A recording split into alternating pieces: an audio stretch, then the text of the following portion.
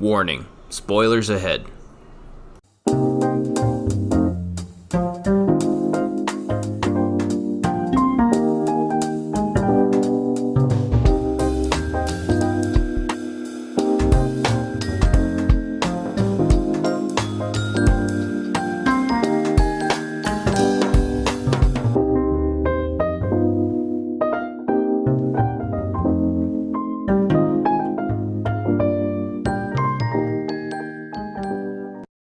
Welcome to the Operation STRIX podcast. I'm your host, LaCrow. Joining me today, as always, are Roski Draftsman. Hello. And Cool Blu-rays. Hello. Also joining us today is Alex from the Yona Podcast, one of the co-hosts there. She expressed interest in wanting to talk to us about Spy Family, so it's great to have you on here. Yeah, thanks. I am very excited to talk about this, actually. I got Evangelina, my co-host, into reading it a few weeks ago. Oh, and sweet. So we try and keep the talk to a minimum on our own podcast because it is about something else. Oh, really? So it'll be nice to let go and just talk about exactly Spy Family the whole Awesome. time. Well, Excited. Yeah, can't wait to hear your thoughts. And actually, leading into that, we did put a couple of questions together for you. It's not a quiz or anything. We just kind of want to, as a little icebreaker, we want to get to know you a little better in terms of like Spy Family and like, you know, what you like about the series and all of that. So, yeah. So, okay, first off, right off the bat, I'm gonna give you an easy one. What is your favorite character? Is that an easy question? Is it? For me, it is. I think they're all so good though. Yeah. But I mean, I guess I have to go easy and go with Yor. Yor? Okay. Good choice. Thank you. It's usually, in the server, it's usually either Yor or Anya. I think I'm the only, like, one whose favorite character is Lloyd.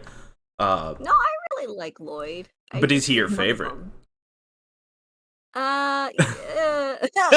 Exactly. My hesitance definitely Right. speaks for itself. Okay. Next question.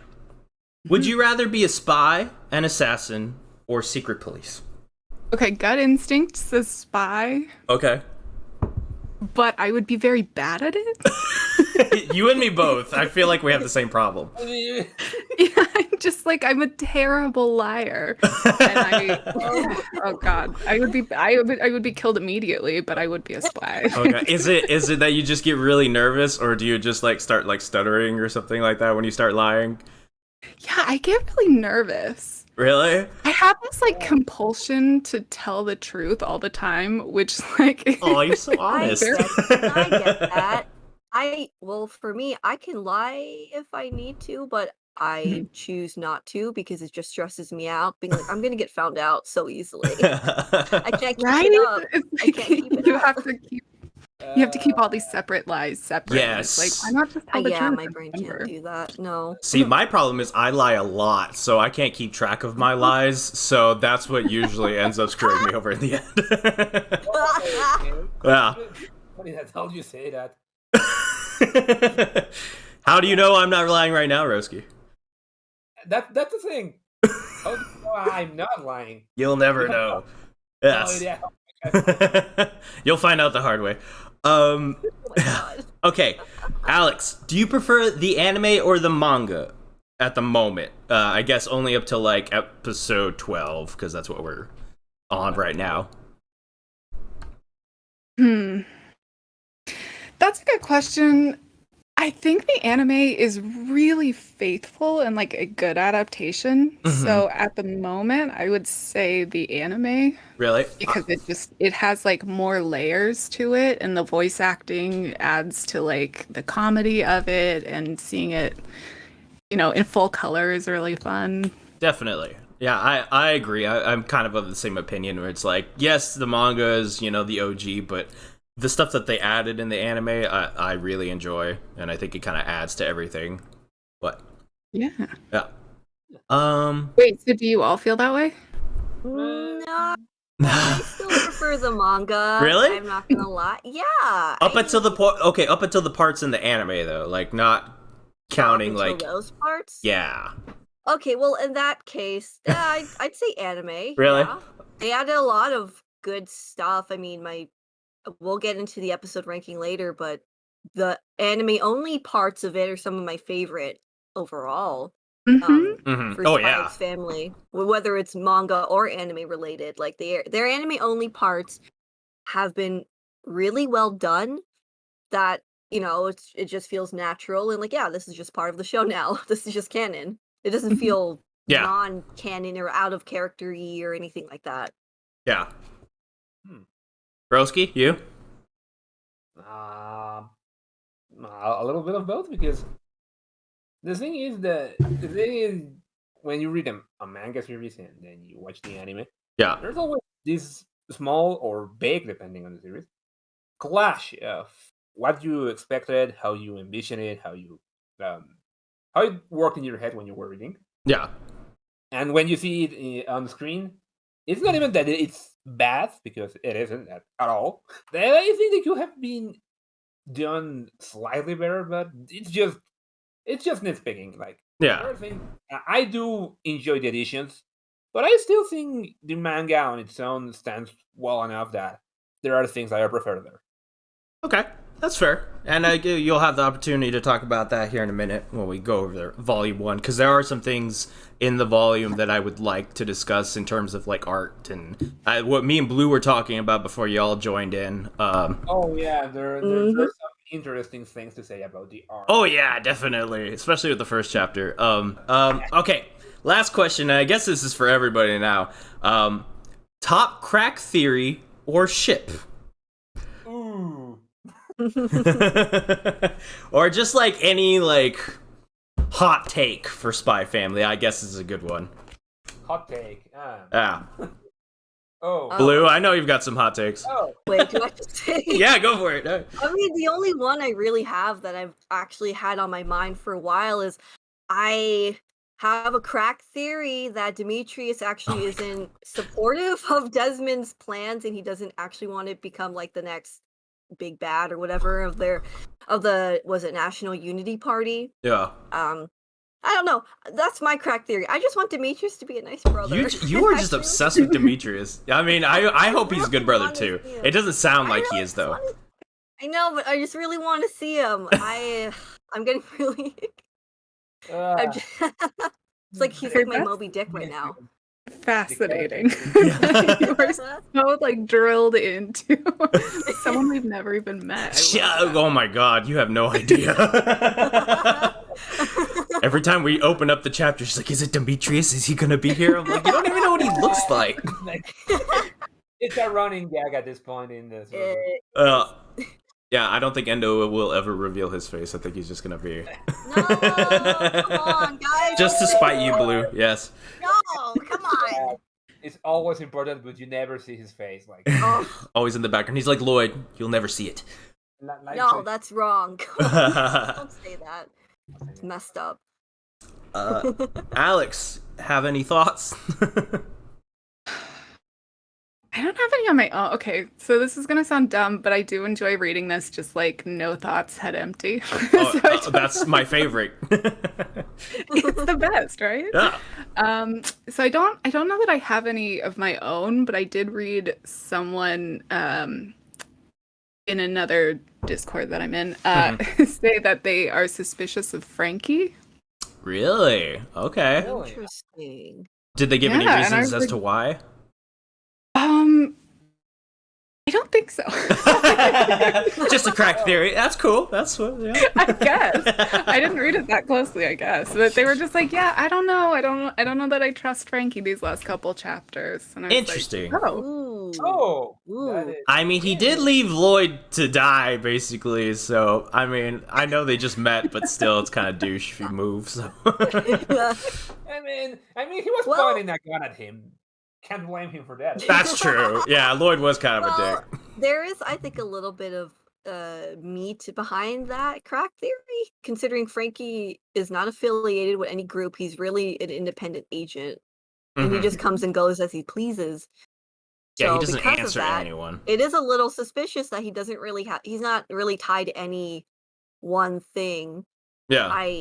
I would assume his goals or his views align with Lloyd's, that he wants peace, but he's really more he just wants to make a lot of money off his inventions, to be fair.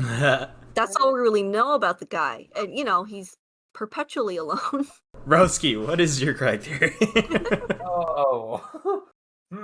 Correct theory. I don't think I mean, or like hot take, or like anybody you ship that most people don't ship. I mean, that's a topic you can apply for. This is what we're here for, Roski. I'm asking the hard questions. I mean because I mean, you have a really good answer to that question, and I don't want to steal it from you. Are you talking about my ship? Oh. Yeah. Okay. I mean, that's your answer. Go ahead. Okay, for both of us, I guess it's Sylvia and Lloyd. That's like the top crack ship, I feel like, on the server right now. That's like everyone kind of wants to see it. Yeah, it's not gonna happen, but of course it's not gonna happen then. All right, moving on. We're gonna talk about no crack ships anymore. Theories. Let's go ahead and get started on the Volume 1 review. Just like starting right off the bat, I want to say that like reading this book, or I should say, I'm not embarrassed to read this book in public, if that makes any sense to you. Like, compared to like some other manga that like I have that I would not see the light of day. Like if I pulled out a manga book and like I read it on a bus, like this particular book would not draw any attention. Like it would be like, if it did draw attention, it would be the fact that like the colors are like popping and like it looks very clean, and like Lloyd's there like reading his newspaper and he looks very serious, and it's just like, I don't know, it looks like a mature manga. I mean, Endo, he's got a real good eye for like design. That was very like stylish. It is, and it really fits with the aesthetic of like his art style in general, which I will say on the first chapter specifically that like Lloyd was all over the place in terms of like character design. He definitely is. He was like, there was like 5 different Lloyds. Like, well, it's just like, okay, so like it's like, okay, disguises aside, like, okay, Lloyd, I'm like flipping through it right now. Like that very first that scene where like he's in the apartment by himself and like they're looking through the apartment and like he turns around and he's like, I'll take it. I'm probably gonna draw some flack for this one, but I hate that picture of him. Like, really? I really hate. And Pines has told me this before, that I'm a heathen for thinking that, but I'm just like, he just looks so like derpy. I don't know, like it just derpy. Yeah. You know what? I don't mean to shout. Fuck it. Excuse you, bro. I tried my best not to shout, but I have given up that because you pissed me off. I'm here to elicit reactions. I was trying my best to keep my voice even toned to not scare Alex, but screw that. What the fuck? No, please yell because I'm on your side. I'm looking at it right here. He's great. I can't look. But you know what? I mean, the thing is, I don't necessarily completely agree with Crow here, but I do agree that at least with me it clashes, because it's not that he looks bad or he looks derpy or look, I get it. He looks different. He doesn't even look like the same character. Ow! I know, but it's not bad. God. Alex, what are your thoughts? I think Endo's probably trying to explore something. He's an artist. Oh no, I completely understand that. Yeah. Like Also, maybe he was trying to look more approachable with his insane hair there. That's okay. Can we agree the hair is off? Like, I mean, weirdly enough, I think Lloyd looks almost more, I don't know, German than Japanese anime manga man. Well, it's supposed to be. Like, that's the setting is like basically Germany, but like, it's just like, for me, it's like, okay, so from that moment until he gets to the adoption, wherever and he's like, we see him in a few panels, and like he just looks so like pretty boy and like punchable. And you hate that? But then like a minute later, he goes like scruffy hair and like I don't know, like he just like. Serious. Yeah. I think it's mostly just like the face shape is what changes the most. Maybe not so much the face, but the face shape makes the difference. Because, some panels he looks like he's 18, and others he's like 35. I don't think you should say that Lloyd in that one panel looks derpy, because they made it the whole panel. Because I will die on this hill. I will fucking shoot you on that hill. Yeah, that's fine. Come and get me, Blue. I'm gonna get the silenced pistol. The silenced pistol.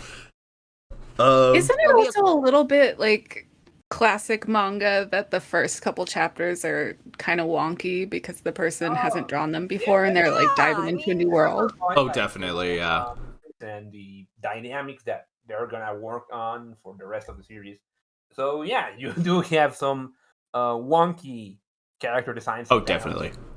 In early chapters, it's just like the art is generally very clean in the first chapter. It's just like there are moments that stick.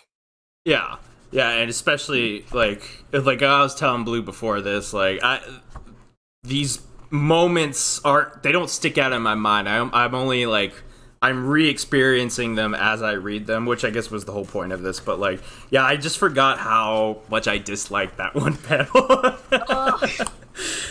Anything that y'all want to? If you want to discuss any part of this, I mean, we could jump around. It doesn't matter to me.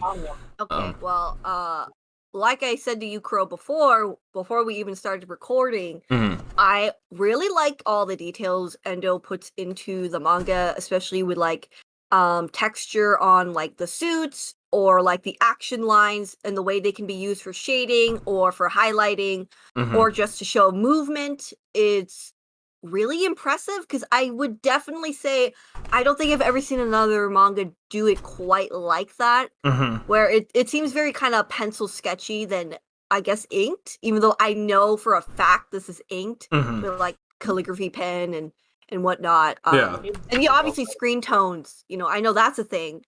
And I like the quality of like the texture. It just adds to kind of like this softness.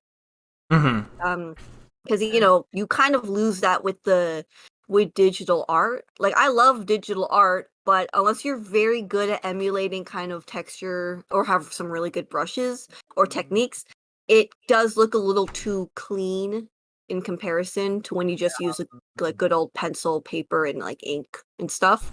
Which is probably why they still use it even for manga now, even though we have such great technology. This is gonna be really awkward, but the manga is drawn digitally.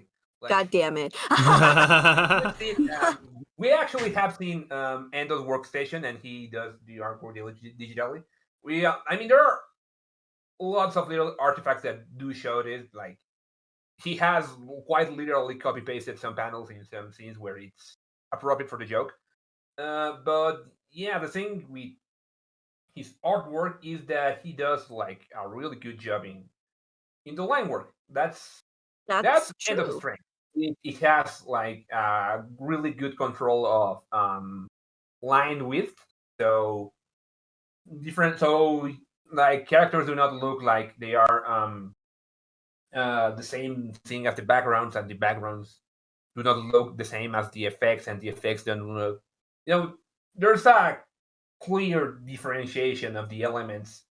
He does. It's very kinetic. Like that. I think that's one of the things that like really stood out to me the first time I read this manga. Was just like it's like you were saying, Blue. It's very action paced. It's very fast paced, but like it's the action. It's not necessarily that the pacing is off or anything like that. It's just like when it goes, it goes. Like yeah. And I mean, like all the scribbly moments, like with chapter 1 Lloyd, where he's like being super intense and like he's got the crazy eyes. Like I was mesmerized, like just rereading it, how the line work really helps illustrate the intensity of the scene. Because like, yeah, you could just do like a solid black silhouette and your job is done. But Endo is literally scribbling in a bunch of different lines to show you the texture and kind of just like,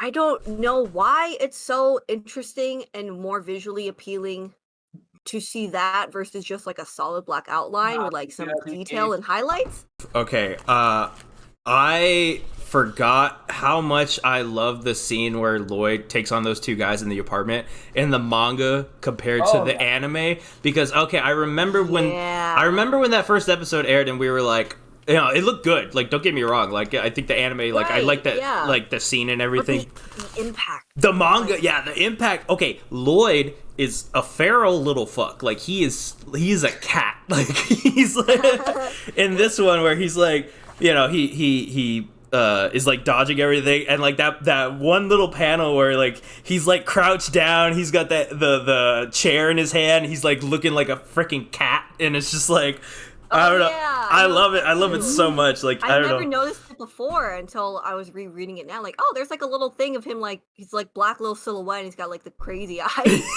I don't know. I just as he runs over, and like the way the lines work, and like this also works with the way it happened, like with when she's like kicking that cat burglar away from Lloyd during chapter 2. Oh yeah. Just like you really feel the power of their hits.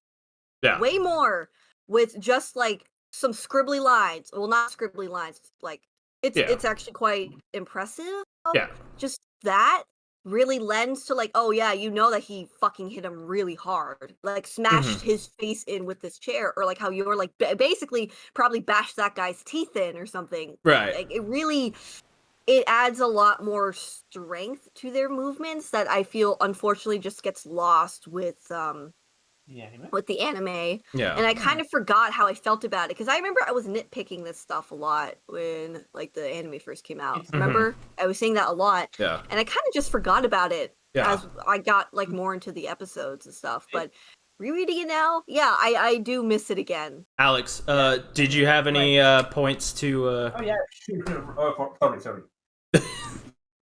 I was going to add on to that just now and say that I also appreciate how the action is shown and that it's never overwhelming, because like you talked a lot about like the bunch of scribbles and lines and things, but it never feels like too much. It's never too dark or like hard to follow. It's always really easy to follow. It's very approachable. Yeah, so that, I mean, I really like that about this volume. I mean, all of them, really. Right. This manga, I guess. Yeah, we don't hate any of it. Yeah, I think as an extension of that, I want to say that whenever they do an action shot, it's usually just like one big important panel instead of like a bunch of panels, I guess, trying to show all of the action. Like you just get one, but it's enough to get the point. Like, it does not overstay its welcome, but like, here, we'll show you the entire movement of like this asshole getting rolled around. Like, they can just do that in a tiny little panel and just show off the important like bit of like getting punched or kicked or, you know, whatever. So yeah, I wonder if it's like because of the genre that it's in, because it's not actually like an action thing, or it's not a spy thriller or anything. It is a comedy, so it is sort of lighter. So I wonder if that's why the backgrounds are usually pretty light, and it's I mean, not light on action, but like lighter than it could be, I guess. It's interesting you point that out, because like I'm flipping through it right now, and like for the most part the backgrounds are actually pretty bare. And I think that does lend itself to, not necessarily that it's a comedy, but it's a very character-driven story. And like with some manga, like I know Roski would probably point it out, but like there's some manga where like the spectacle is the background itself, like the amount of detail that like goes into it, like with Berserk or something like that. Like that's what people read the manga for. I was going to mention Berserk. Oh, you were? I read the first volume and I was so overwhelmed by it that I really appreciate in any sort of action setting where I'm like, okay, I can see what's going on. Right.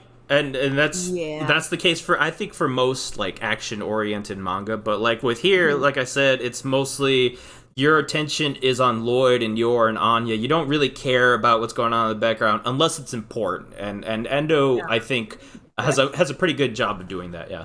mean, that's normal. Well, it's not that the Spike family is doing it wrong in a way.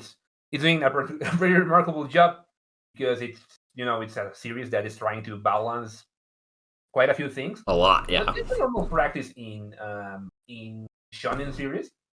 I mean, if you look at a fight in Dragon Ball, the background becomes absolutely non-existent. But it's a really normal practice. The thing with Spike's family is that Endo does an interesting job in balancing out how things play out. You gotta do the comedy, but you also can't, make sacrifice for the action and like all of that. And like you said, I think Endo does a very good job of doing that. Actually, Alex, I was gonna ask. Okay, so I know I asked you this before, and I've already completely forgotten. When did you say that like you started with Spy Family? Like, what? Do you remember like what chapter it was on? Like when you started? I don't remember what chapter. It was about a year ago, I want to say. Okay. Maybe a little before the anime announcement or around that time. Okay.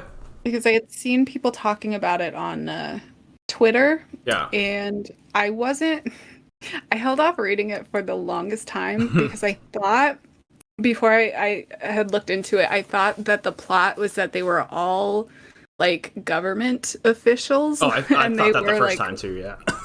Yeah, right? That's what it looks like. Yeah. So I was like, that seems really boring. I don't actually care. Yeah, that's fair. That would be interesting. Yeah. But then I picked up the first chapter just on a whim because it's on Viz, and I was like, all right, let's check it out, see if it's good. And yeah, the scene where Lloyd is asleep on the couch and Anya has to answer the door to the mailman. Yeah. And she comes back in and she smacks his face for no reason. That was the scene where I was like, all right, I'm going to read the entire thing in a day. As far as it's This is what inspires me, yes. Yep. That comedy just really worked for me, and it was so good. And okay, so I guess if it was about a year ago, do you remember your like the boat arc? Was that a thing when you read it? I think maybe just starting. Okay. Oh. I was just leading into, so like, what were your initial impressions and how did they change? Well, you already told me your initial impressions, but like how did they change by like the end of like when you got to the most current chapter, I guess, which is probably like in the 40s or something like that? Well, I would say that I went in with no expectations because That's always the first chapter just sort of like wiped them all away. So I went in expecting nothing. I do remember during the boat arc, I thought it would be really fun if Lloyd and Yor figured out each other's identity during that arc and then had to like learn how to work together in a confined space where they couldn't like fight it out. That's really cool. Yeah, that would have been cool. That didn't happen and I'm cool with it. I don't mind that. Yeah. But I think that's the one thing where I was like, okay, here's my prediction for looking forward. And then it didn't happen. And I was like, all right, I'm still cool with it. And then I have never had a prediction since. Oh. Well, that's okay. Because I like, I think we, especially on our server, I mean, we're so plugged into, the manga. It's like, we have all of these theories every time a chapter posts. And 99% of them don't ever pan out, but it's still fun to theorize. No, totally. No. And it's just like this volume in particular, these first 5 chapters and like how it ends with like the family, it's like everything is up in the air. They don't know if they're gonna make the entrance exam or not. And I remember getting to that chapter in particular the first time I read it, and I was like, I don't know what's going to happen next. And like everything that Endo has set up already makes me like I there's no way for me to figure out what he's gonna do next. Like, is he gonna introduce Yuri? Is he gonna introduce another spy? Is like what's gonna happen?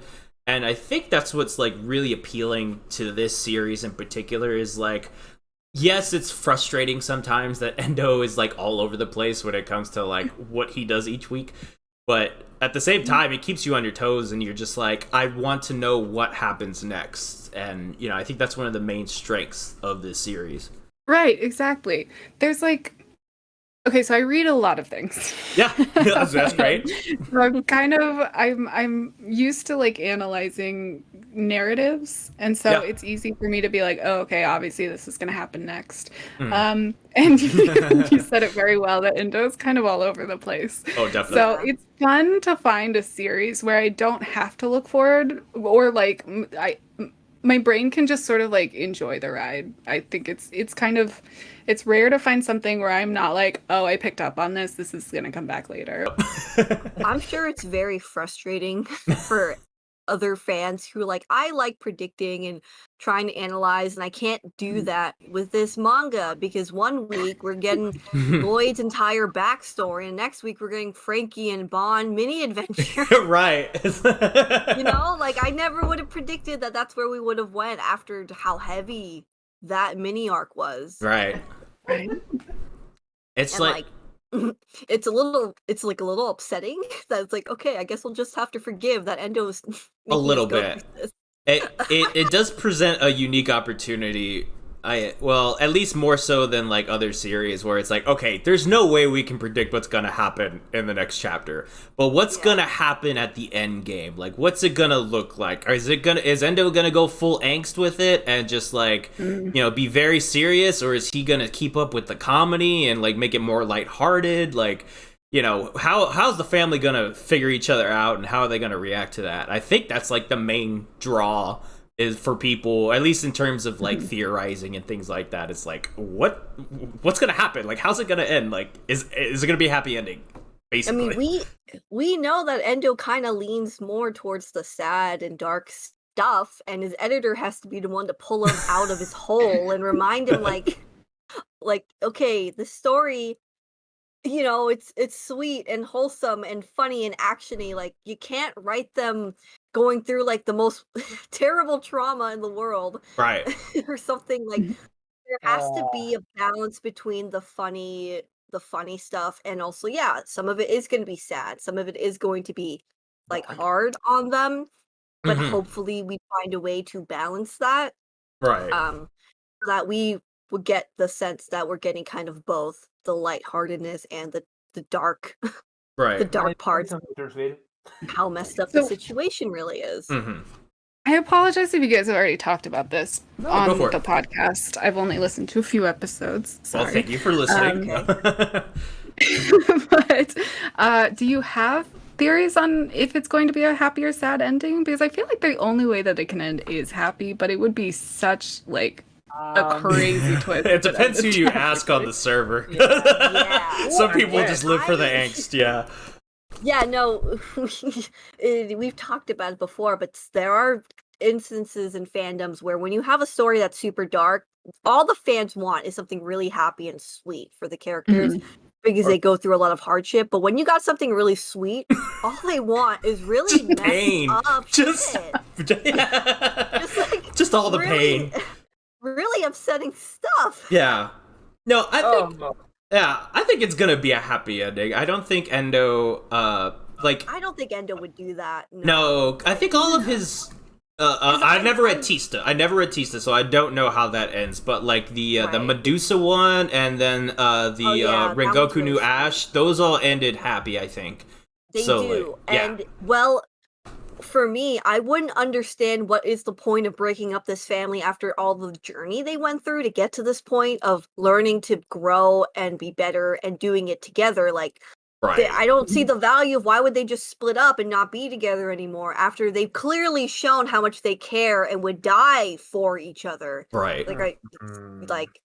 I mean, fucking chapter 5 or episode 4, Lloyd is ready to punch out a man because he made Anya cry. Okay, which, just quick detour, I love how quick that happens in the manga compared to the anime. Like, it's literally like Lloyd is like, okay, just calm down, whatever, and then that guy says one thing to Yor, and he's just like, I'm gonna fucking murder him. In an instant, he's ready to, like, blow his entire mission. Yeah. Because the asshole made his little girl cry. Yeah, and insulted his wife, god damn it. Can't let that stand. Yeah, that as well. But like, clearly, Endo is showing very early on that whether Lloyd likes it or not, he subconsciously really cares about these two. Oh yeah. Whether he keeps excusing himself, saying it's just for the mission. I only care about them because it's for the mission. It's for world peace. For the mission. No, it's not. If you really didn't care, you wouldn't give two shits if he was insulting your daughter. Right. But you did. But you did. Clearly, but you did. So you clearly care on some level. Right. He's just being very was it Tunsude about it? Mm-hmm. Which I really appreciated that about him, because I feel like this sort of character lends itself really well to being like stoic and completely closed off, and like his journey would be learning how to feel, and it sort of is, but he also has very human emotions and reactions to things. Yes. And it's like he has to learn how to like accept them and deal with them, but at the same time like he's not like a robot. Right. It's very satisfying. Because you could tell, especially with like the Lloyd arc later on in the manga, like he was a person before, and then things happened to where he became more robotic, and like now he's like rediscovering his human side. Part basically. of it, you could blame Sylvia for trauma. Definitely. Traumatizing Damn it, him. Handler. Yeah. Leave the boy alone. But yeah, I think before we ever knew anything about, Twilight, before he became Twilight, you would, I think just based off like chapter 1 before he rescued Anya, you would just assume he's just a cold-hearted asshole. Right. Yeah, I did. Yeah. I'll be honest, like the first like few chapters of this, like I disliked Lloyd just because like, Really? he was willing to ditch a child just because, That's true. I don't know, like it took me a while to get warm up to him. Okay, that I find interesting considering Lloyd is like your favorite character and the icon in the Discord server. Yes. Well, it's like I appreciate like it, like at least for me, like I really like him. I like seeing his character grow, and like I'm just a sucker for like the dad, dynamic. And just like seeing him slowly realize that he's a father now, and it's like, I don't know, I'm a sucker for that sort of thing. So no, I absolutely agree with that. I like watching like cold-hearted characters realize, oh no, I care. Oh no, I care. Yeah. Oh no, I have a heart after all. Oh no. That's really interesting that you thought he was so cold-hearted, because I never got that from him. Really? I always thought it was sort of like a job for him, but it's not that he like enjoyed being so closed off. He just sort of like was and could be nice. Well, I mean, like, I feel like it's because he was so nice to such random people that like obviously it was an act, but like I feel like that's not easy to put on unless you're a nice person deep down. Definitely, yeah. I don't know if that's an insane claim to make. No, that's true. I mean, yeah, I liked Lloyd right off the bat, but I did think he was a little cold-hearted. Like maybe not as much as Crow was saying, actually. But like I didn't hate him. I was just like, I just assumed like, no, he's gonna get warmer. Like totally. The obvious direction this has to go in, right? He's gonna get softer. Whether that takes 2 chapters or 500 chapters. What if he got worse? Is what you said? Then he probably wouldn't be my favorite if that was the case.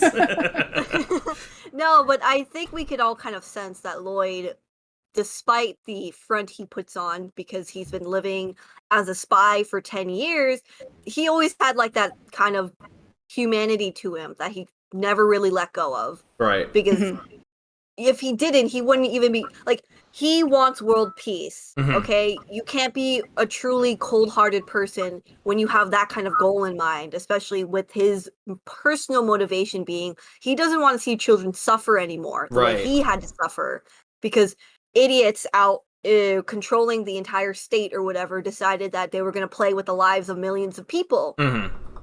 Like I was about to say Crow. Oh my god.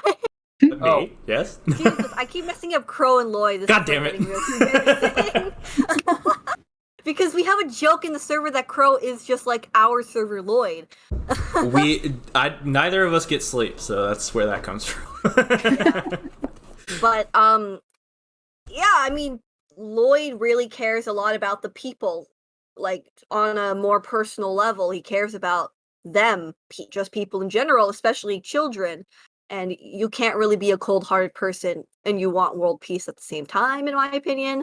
The thing is that I think that I never said that he was completely heartless. Yeah. Or even cold-hearted or whatever.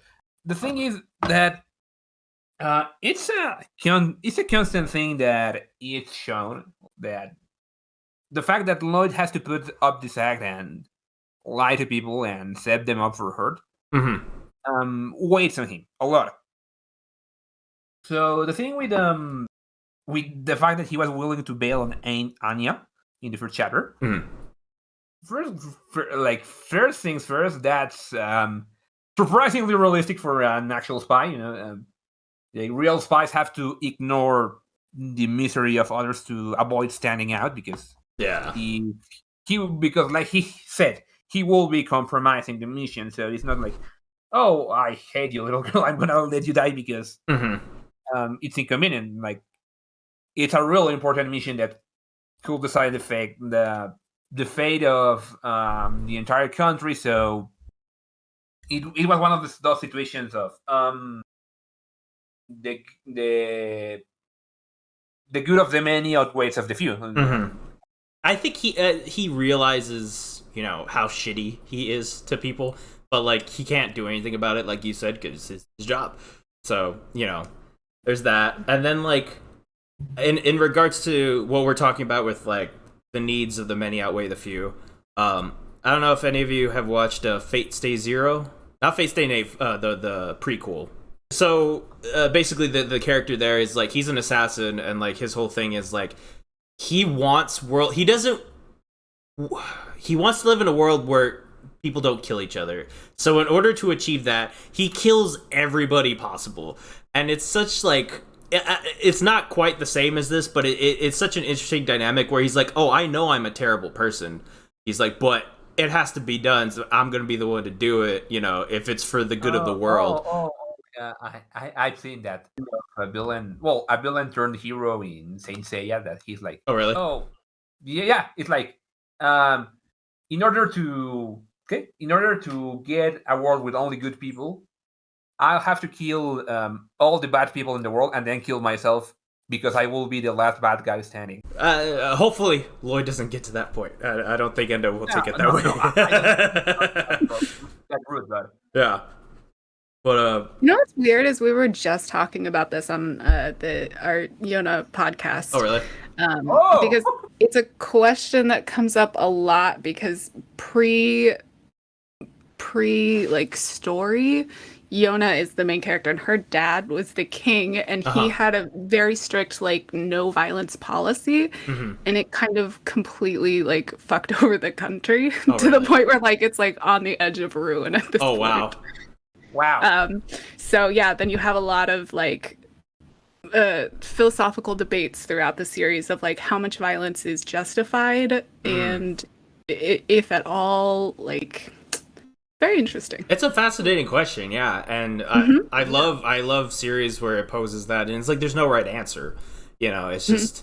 And I've seen I want to say like the first like 10 episodes of the anime, so like I know that in the beginning like there's a coup basically, and it's not that the person leading the coup, you correct me if I'm wrong, it's not that he hates the previous king, it's just like it has to be done and he's gonna be the one to do it, basically, is the vibe I got from it. Yeah, that is actually part of it. There is a little bit more to it, but that gets revealed like much later in the manga. So, not to plug my own, but it is my favorite manga of all time. So if you haven't read Yona the Dawn, you should. Yes, and definitely check out the Yona podcast. I mean, it's very fun. You and your co-host do a wonderful job. I listened to it. I listened to like 3 or 4 episodes on my way to work, and it's very entertaining. Y'all put on a good show. But yeah. So is there? Before we move on to any like just passing, comments about the manga, I will say that like I appreciate like as the story goes on, you don't see it as much in this first volume, but like her eyes are like very dead in the beginning, and then like by now it's like her eyes are like super bright because she's just like happy with the family and like all of that. Or it might just be like Endo's character design, but I think that plays a part into it. It's a bit of both, I think. No, it was pointed out later on. Remember when Yor learns to cook with Camila? Camila points out, like, you always look like you had like 1,000-yard stare or something really? in your eyes. Like, you weren't really in the present, but now you look more focused, like you're actually in the present. Camila points it out. Oh, wow. So that was a deliberate choice. Yeah. Oh, well, there you go. So Camila is slowly becoming less of a bitch. I hated Camilla this first volume, but like she's like one of my like favorite side characters. I love a good bitchy character. Not gonna lie. Like, I hate her, but I can't help it. I love. She's like getting slowly better. She's like the tsundere friend. Yeah. Yeah, I mean she's getting there. I mean, she helped York with cooking, though Dominic is a much kinder man and was really the one who helped set up the whole thing. Yeah, Dominic is too good for her. I know, I keep thinking that's like, how the fuck Camila, did you land Dominic? Because he's way too nice. Love is weird, man. I mean, I kind of have a sneaking suspicion that maybe Dominic liked Yor or something and just she'd never picked up on it. It's like, all right, I guess I'll try Camila. Right. What were you saying, Roski? There are a few possible answers, but they are not appropriate for here. We're keeping it PG. Well, yeah, I don't know. I can always edit it out. But I think that's been thrown out the window after my whole joke. Which joke? I mean, should I just say it? Are you gonna bleep it out? I don't know. It depends on what you say. Oh, it's the one you bleeped out from the chapter 62 when you're like, oh, okay, no. Yeah, I'll bleep that out. Yeah. Yeah, no, it's cool. I understand now.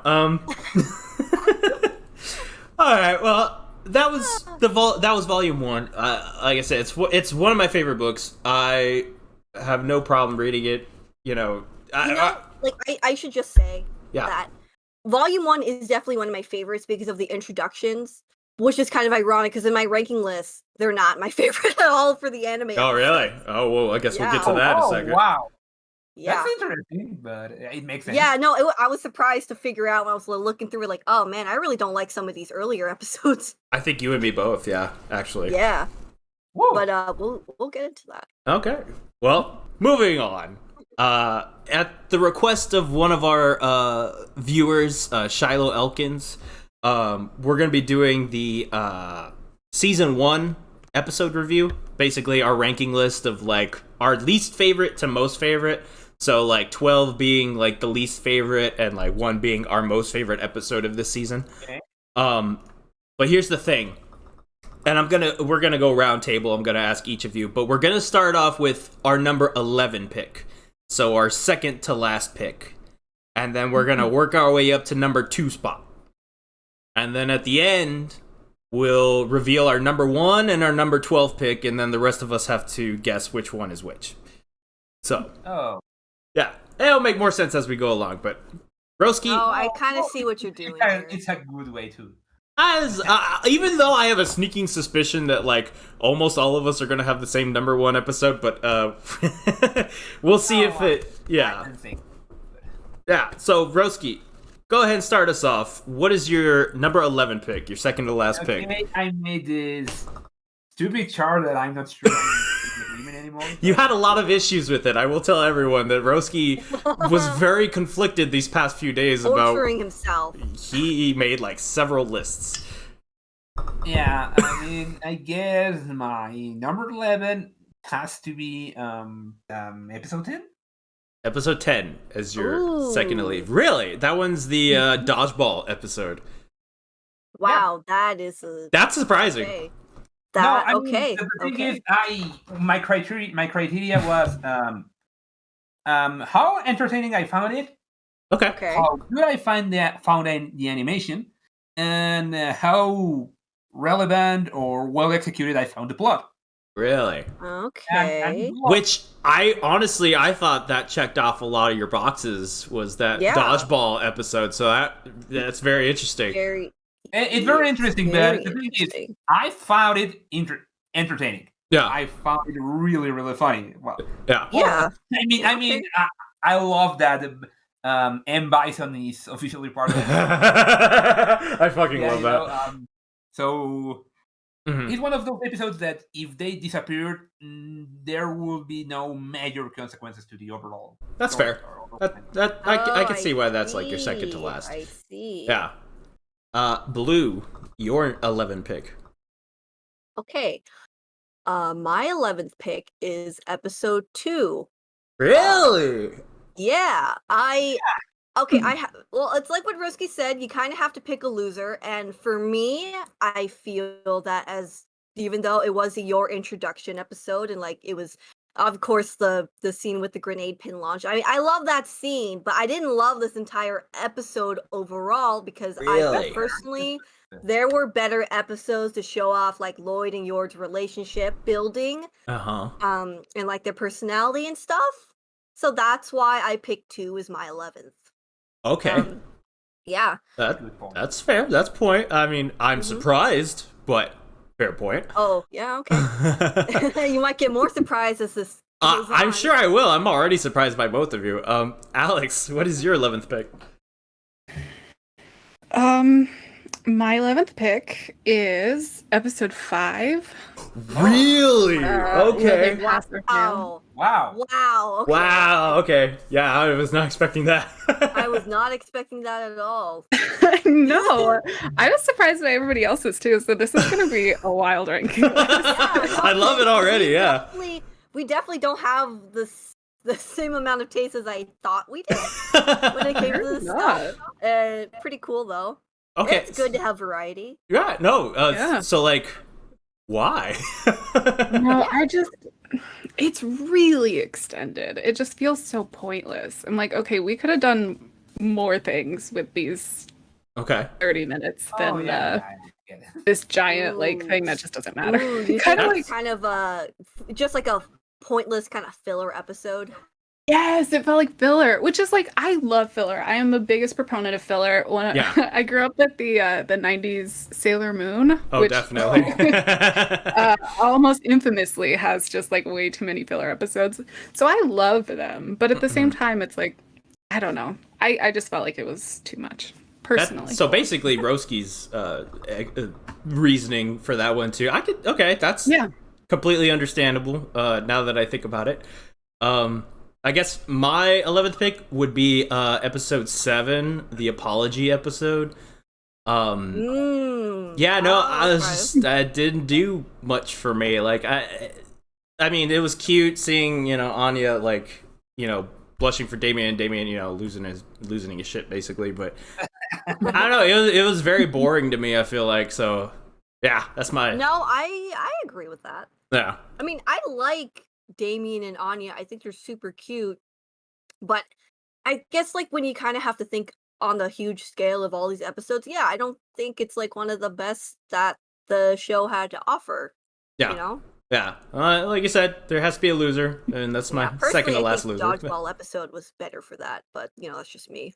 Interesting. Okay. All right. We'll get to that. Roski, number 10 pick. Okay, number 10 pick. Okay, let me see. Yeah. That will be episode 6.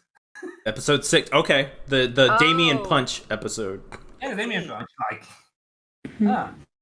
Yeah. yeah, like, it's weird looking back at this chart because like, I really did say that. Interesting. Yeah.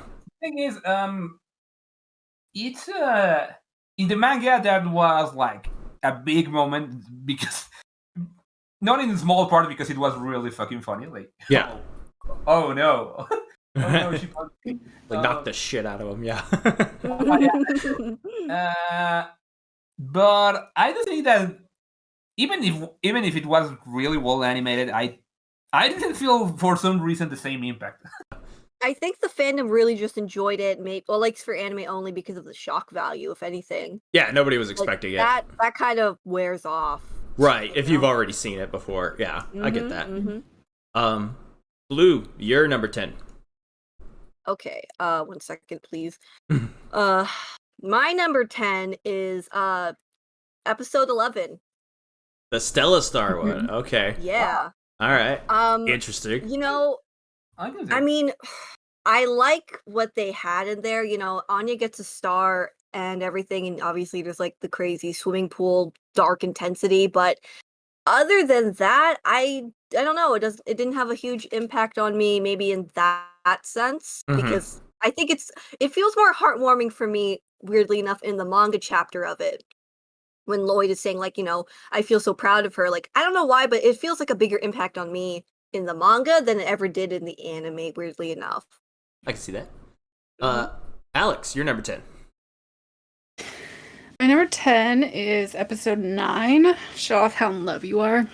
Ooh. Is that? Oh, okay. All right, that's the one where That's Lloyd basically bugs when Yuri- your. Yeah, and like SSS Lloyd Okay. shows up for the first time. Interesting. Okay. All right. Yeah, it's yeah, I mean it's cute, but it's kind of forgettable. I mean, I felt the same way in the manga too, where I was like, I know that this is in here to strengthen their relationship, to be like, okay, this is why he trusts her in his home when he doesn't trust anybody, and Yeah. like she's clearly sketch. Right. So I get that it has like a narrative purpose, but at the same time I'm like, okay, I already know how this is gonna end. Like clearly they're not gonna, get divorced, or he's not gonna find her out or anything. So it's Right. just sort of meh. My number 10 is episode 4, the interview episode.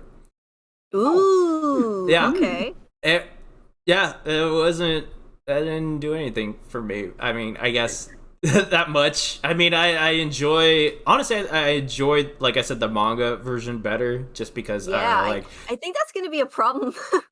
Yeah, Recurring issue for a lot of this, isn't it? right. Well, and it's just like we've been saying, like there has to be a loser, and like the rankings, like it's like comparing, like MVPs, like.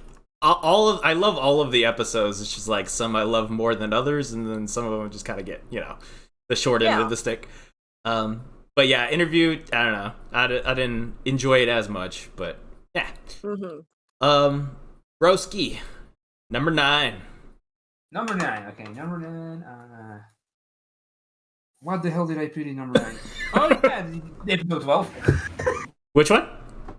Episode 12. Episode 12, the penguin art, or the penguin I see episode? that. The aquarium. Okay, Aquarium. really? I mean, it's one of those. I mean, Was it because of the ending? It was like a rather awkward way to end the core. It was like, oh yeah, Okay. and you have a cute little story after we tease the After dog. you tease Bond and don't say anything about him. It is a little notorious. Yeah. So that. it kind of sticks like a sore thumb. Like, yeah, we established an important narrative thread, and then we drop it. Blue, you're number 9. Okay. My number 9 is episode 7. Episode 7. When David The apology falls in episode. love. Yeah, the apology episode. I mean, it's kind of, I don't know. I don't have strong emotions. I think the thing is that I really like certain moments from certain episodes, and others I actually maybe enjoy all of it. Yeah. And for a lot of these, it's like I enjoyed certain moments from them, but I wouldn't say I enjoyed all of it. Oh, It's like it was fine. Yeah. I strangely feel quite lukewarm for a lot of these like kind of middle episodes, except for like my first and last one. When it comes to like intense emotions, I guess. Okay. Like, in my opinions.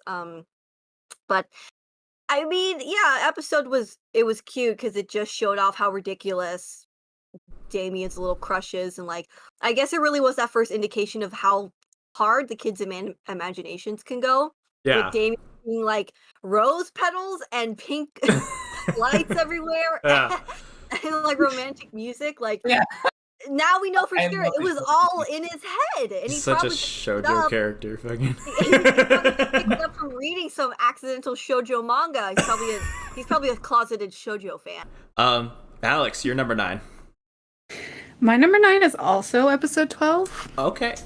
Ooh. Penguin Park. That's fair. Yeah, so I agree with everything everyone is saying, and like they're all good, and they're I think Blue, you just said they're like good aspects, but the overall just didn't do much for me, and that's how I feel about this. Okay. Yeah. Yeah, that's I guess because we're on number 9, right? Yeah, mine is the dodgeball episode. I think for those same reasons. Ooh. Okay. Yeah, like don't get me wrong, like I love the montage of them training, and then like Billy, my boy Billy, just I love Billy so much. But like overall the chapter was like or the episode was meh. But yeah, it could have been better, could have been worse. So definitely in the middle. Roski, number 8. That would be episode 4. Episode 4, the interview. Okay. The interview. I okay. mean, the thing is, like, I'm gonna talk a little more about animation later. And Yeah. you know what I mean. But the thing is, like, animation-wise, it was like, oh, this isn't the greatest, but I also feel it for the animators because they were dealt a really stacked hand. Like, Yeah, you had a lot to say about like the CGI characters and stuff. they actually stacked things on top of each other that would make an animator's job quite a headache. Like, you have to animate all these people walking, you have to animate all these animals, you have to animate all these new character designs that they want. Yeah. You have to. And they did a pretty good job. Blue, number 8. Okay, my number 8 is episode 6. When Anya punches Damien and Sylvia's introduced and stuff. That's This is right okay. after episode 5. I'm about to say I was gonna question why, but I guess the handler intro has a lot to do with it too. Well, not just that, but I mean, it was like furthering details into Operation Strix. With like, okay, we have like Stella Stars and I can never say it right, bolts. You know, to nitrous. You know, I have to appreciate and like I don't know if anyone else has seen it or agrees with me or knows what I'm talking about, but I appreciate when, at least for this, like Anya didn't take Damien's bullshit, because that's the thing I see happening a lot in media, especially unfortunately I think with anime media, where like girls get picked on by boys a lot and they kind of just take it sometimes. Because them not doing that will make them look less likable or something, and I fucking hate it. So the fact that Anya was able to punch Damien and still be loved and sweet and funny, like she's got such a personality and layers to her as a character. She's not just cute; she lies. She is precocious. She's a little gremlin, and she's also really cute and loves her parents.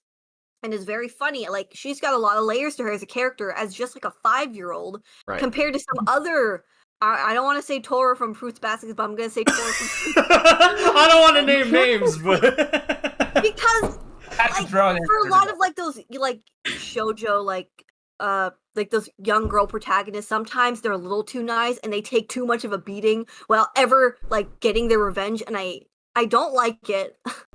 Alex, you're number 8.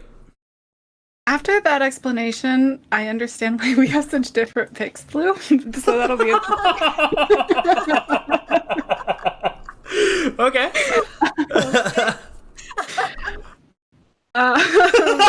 Number, are we on 8? 8, yeah. Okay. Episode 3 was like, my Yeah, okay, can I defend Toru? Go for it. No, I like Toru. I just hate that she she's not treated very well. And I hate that it just seems like she doesn't do anything to be like standing up for herself. That's what it feels like to me. Maybe it's just because my definition of standing up for yourself is like talking back, maybe punching someone, or at least telling him to fuck off. I just felt like, in my opinion, that Tora wasn't doing much to like defend herself, and it's so frustrating to me because that just helps perpetuate this whole thing that girls are supposed to be quiet and take it or whatever, and boys are allowed to be boys, which means they're allowed to literally bully you, and that's okay because the excuse is they're flirting with you, they like you, let them make fun of you or hit you or whatever. I have very passionate feelings about this. No, I agree, and that's why I actually really have huge problems with Toru and Kyo as like an end game ship, because he is like scary in the beginning, and I know that he gets better and he is a teenager and like outgrows it, but it's still like I watched the anime and like he does get better, but he was not a nice guy. No, he wasn't. And the thing is, I could get over that maybe if he wasn't like physically hurt her at the end of the first season. Oh, that's true. That's true. And that's what really bothers me. I mean, but I I guess- do think I feel bad for defending Kyo here because I know I just said all this shit, but like he's definitely not in the right headspace. And he's like a cat zodiac, but he's also got this monster form. Like clearly that's taken a mental toll on him. So I would argue that's why he was kind of going crazy, but that's still not great. Obviously, that he hurt someone he cared about. Yeah, exactly. Like he has a reason for it, but that doesn't make Yeah. physical abuse okay. I mean, I'm not saying he abuses her, but he does It was a bad accident and stuff. But obviously, I could see where people would argue that could be seen as abusive because in real life that shit happens, and guys will sometimes say, "I just got angry. That's why I hit you, or that's why I punched this thing," and that's their excuse. And then they get off the hook. Sorry, Crow and Roski. No, I was gonna add on. Actually, this is completely off topic now, but I love it. I have two ships in mind that like make me think of this. One of them is Gajeel and Levy from Fairy Tail. Oh yeah. Yeah, he straight up almost murders her, and then by the end of the series, they have a kid together, and I'm like, Oh wow. okay, yeah. Wow, that's not right. Yeah, and then we're rewatching, me and Mrs. Carr are rewatching Bleach, and like, okay, so like Renji and Rukia, I hope she's not listening to this right now. I hope she can't hear me. She's gonna beat me up for spoilers, but so they, like, Renji is one of the guys who, like, he doesn't... Guys that were killed. Yeah, he's like straight up like, you're gonna fucking die. Like, he like captures her and is like puts her to execution, and then they get married and have a kid. I'm like, what the fuck is this? Like, this is like just talking. I'm gonna talk smack about anime for a hot second.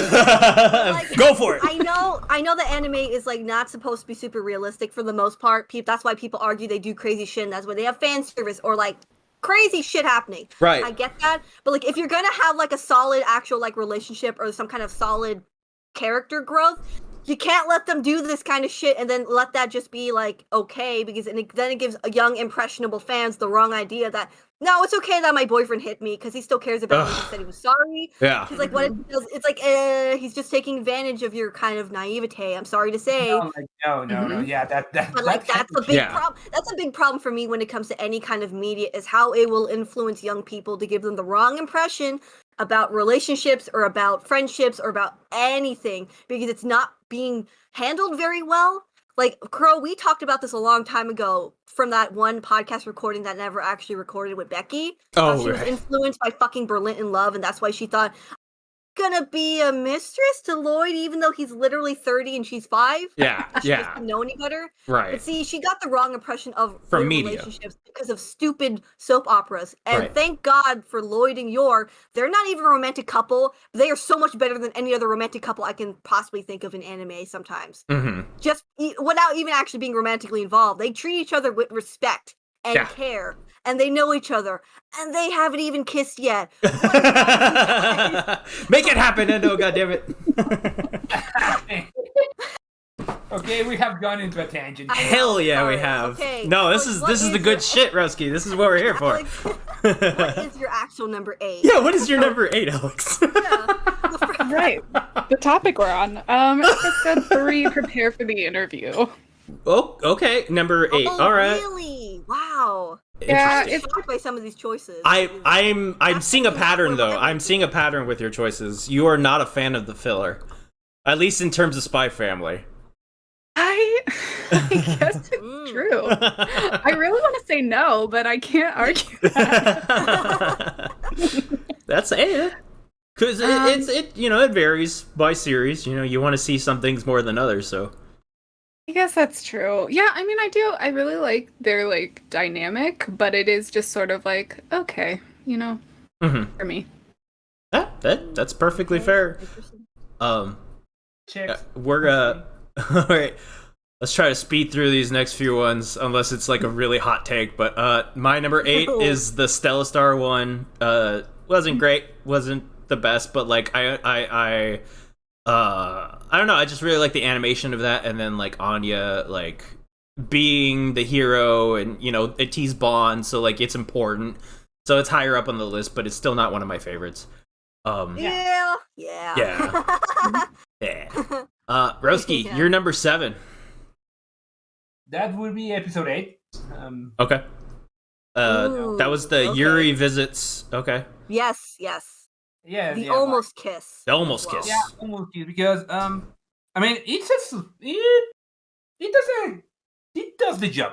That's Okay. it's not like, I mean, I don't think any of these episodes are like bad or anything on that level. Right. But in this comparative scale of they all work, this one is among those that is just like does the job well. Blue, you're number 7. Okay. My number 7 is episode 9. Episode 9. So okay. Lloyd bugging Yor and SSS Lloyd and everything. For me, it's because the way I put it on this ranking is because, well, I mean, like, obviously it's just like Yuri being more crazy. She loves Yuri. Alex, you're number 7. Mine's episode 10, the dodgeball plan. Okay. All right. That's a little higher than mine, but I assume for the same reasons.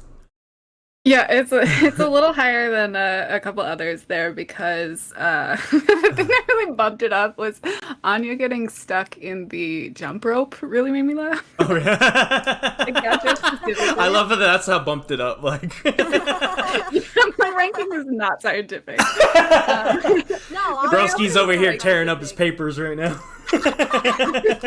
His well-researched ranking list is now down the toilet. My number 7 is episode 1, the intro. Ooh, Yeah. number 1. I think it was really fast paced. I think that's what killed it for me. It was just like it was go go go, and then especially that moment where like Lloyd is running with Anya, and it's like it was so rushed that I didn't get the impact I did in the first in the first chapter. But again, you got Lloyd being Lloyd and Anya being Anya, so I can't really knock it for that. So yeah, it could have been higher. Okay. Yeah. Okay. Roski, number 6. That will be episode 7. The apology episode. Okay. Really? That's Oh, I really didn't expect high. that. I was Yeah, I didn't expect that. I mean, like it said,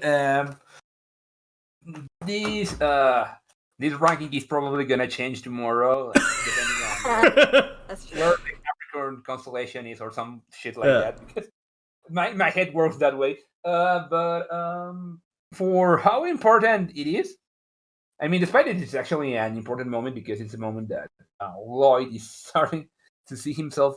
Well, not quite, but it's the moment where he has to that he shows some understated qualities that a father ought to have. To be comprehensive, to be patient, to be flexible Mhm. when educating a child, because you can just demand from them. that.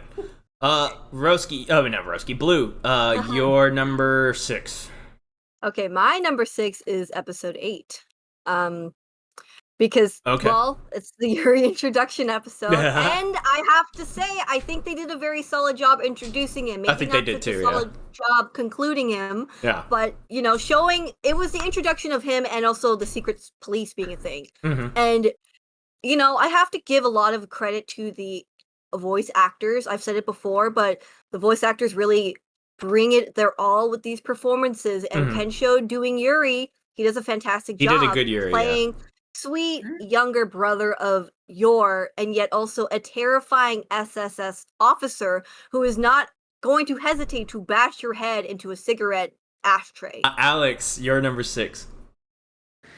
Mine is episode 6, the friendship scheme. Really? Okay. All right. Ooh, Yeah, I thought it okay. was decent. I did enjoy Anya punching Damien, but that's about Always. it. And like you said, it sort of has diminishing returns. My number. We're on what, 6? Yeah. X, yes. Episode 2, the Your episode. Ooh. Yeah. I can see why you were surprised by my number 11. Yeah. I mean, I enjoyed it for the same reasons I enjoyed the manga. I just Uh-huh. and I also I don't know. I like the way they handled you're in comparison to the manga. I feel like just because she isn't as robotic as she was in the manga, but she's still very distant. And then like when when you come back later to episode 3 and like you see her like blushing and stuff like that, it's like I don't know. I got more of a sense of like her character growth in those couple of episodes, so that's why it's higher for me. All right, our top 5. Roski, number 5. Oh, top 5. Episode 2. Funnily enough. Episode 2. Okay. Okay. We're in agreement. I mean, Man, you guys love your, huh? Yes, we do. I mean, we all do. We all do. No, we all do. Let's We not all kid do. ourselves here. Yes. Blue, you're number 5. Okay, my number 5 is episode 12. Episode 12. Okay. All right. Which Penguins. is the penguin park. You know, like, yeah, I know the episode is purely filler and it's really silly, really ridiculous, but I just love Penguin Man. Penguin Man. I love You Lloyd gotta doing save the Penguin world. Man. Yeah. It was like such a delightful surprise, you know. I never would have expected the voice actor to go for that route. He went all in but on that. I fucking love it, and I think you know, like they got some fun jokes where it's like, wow. Wow. Yeah. Wow. Wow. Yeah. Yeah. And just well, you know, like all the jokes with Lloyd being super wiped out, tired, like let's go to the park, you guys. He's like shaking, he's like about to collapse from exhaustion. Yeah. But he still went ahead and did this For entire the mission. trip. Yeah. For the mission to show off, you know, how great of a family they are. Right. I think all those jokes were really just solid, funny, and silly, and it made me just really laugh, and you know, made me happy. Yeah.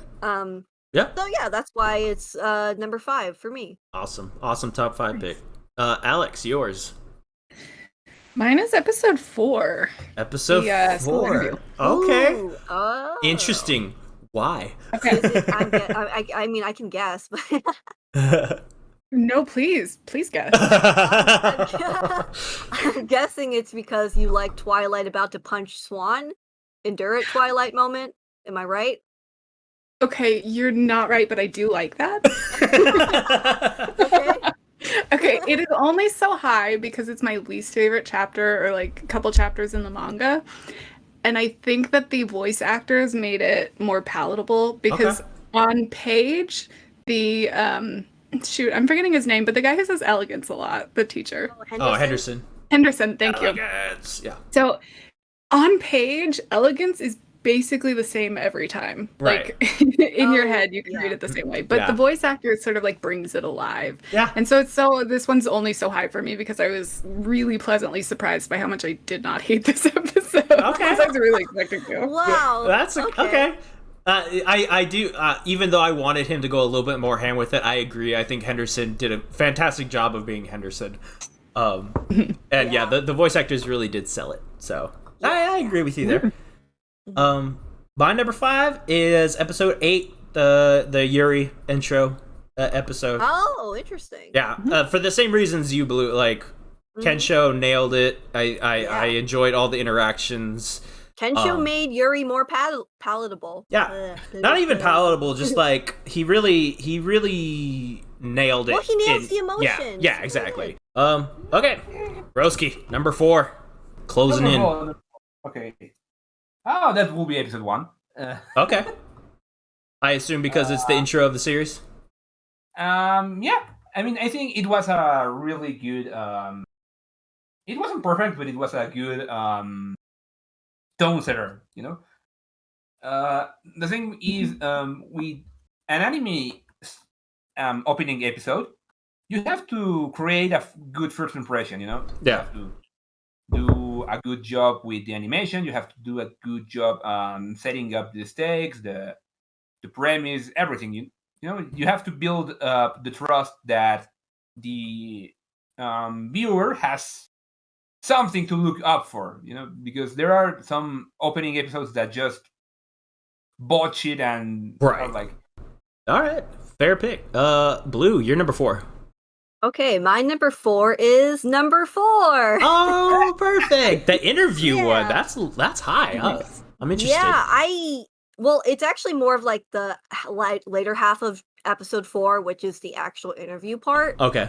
I think they did a really fantastic job. Like what Alex was saying about the performance made it elevated, but I always actually really liked chapter 5.